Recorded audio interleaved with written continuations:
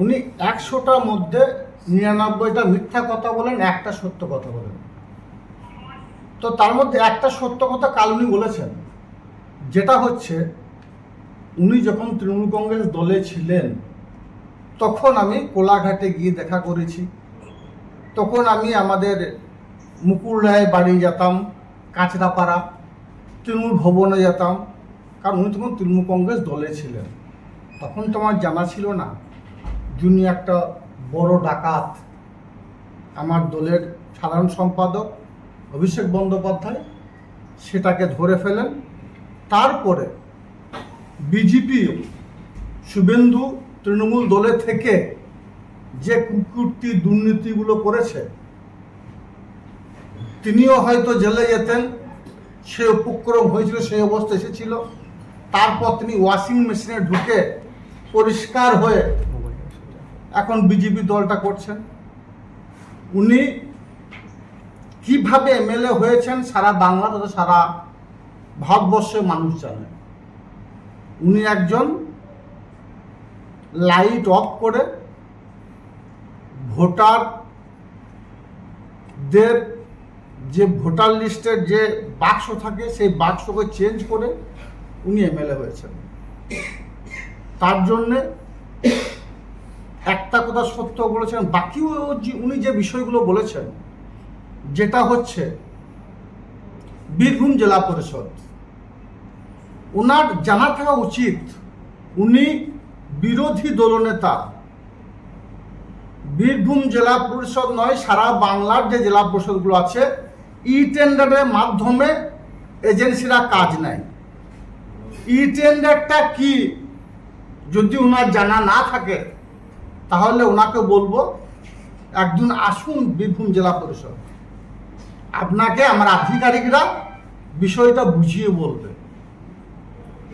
বীরভূম জেলা পরিষদের 15 ফিনান্সে যে কাজগুলো চলছে বর্তমানে, আমি অন ক্যামেরা বলছি, যে এজেন্সিরা কাজ করছে তাদের মধ্যে কমসে কম 50% এজেন্সি হিন্দু, 50% মুসলিম। যদিও আমরা হিন্দু মুসলমানের মধ্যে ভাগ ভাগ করি না, আমাদের মাননীয় মুখ্যমন্ত্রী মাননীয় মমতা বন্দ্যোপাধ্যায় এটা আমাদের শেখায়নি। উনি 5th ফিনান্সে যে কাজগুলো হচ্ছে ওখানেও অ্যাবাভ 50% আমার সনাতন ধর্মের বিশ্বাসী এজেন্সিরা আছে যারা বীরভূম জেলা পরিষদে কাজ করছে। উনি একটা পড়ছি দেখে পরে পরে বলছেন, আমি বুঝতে পেরেছি, সারা বীরভূম জেলার মানুষ বুঝতে পারছে। ওনাকে কেউ লিখে দিয়েছেন, সেইটাকে পড়ছেন, বীরভূম জেলার খবর রাখেন না, আর রাখার প্রয়োজনও নেই।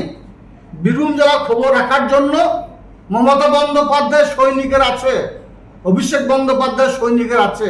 আমরা 365 দিন মানুষের পাশে থাকি, মানুষের হয়ে কাজ করি এবং মানুষের হয়ে কাজ করে যাব।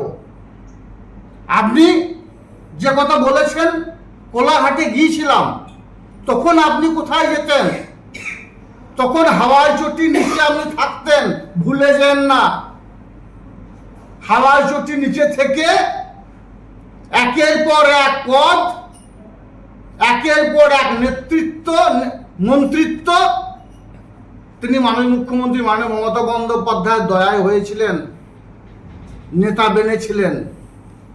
যার জন্য আমি নয়, সারা বাংলার যারা মামাটি মানুষের সৈনিক ছিল, মুকুলদা ছিলেন, আপনি ছিলেন, তৃণমূল ভবনে যে নেতৃত্বরা বসত তাদের কাছে যেত। এখন আমি যাই, এখনো আমার রাজ্যে যে নেতারা আছে, আমার ক্যামাস্ট্রিট আছে, তৃণমূল ভবনের সুব্রত বক্সী মহাশয় আছে, আরও যে উচ্চ নেতৃত্ব যারা রয়েছে, ববিদা রয়েছে, আমাদের মাননীয় মুখ্যমন্ত্রী মাননীয় মমতা বন্দ্যোপাধ্যায় আছেন, সবার কাছে আমি যাই।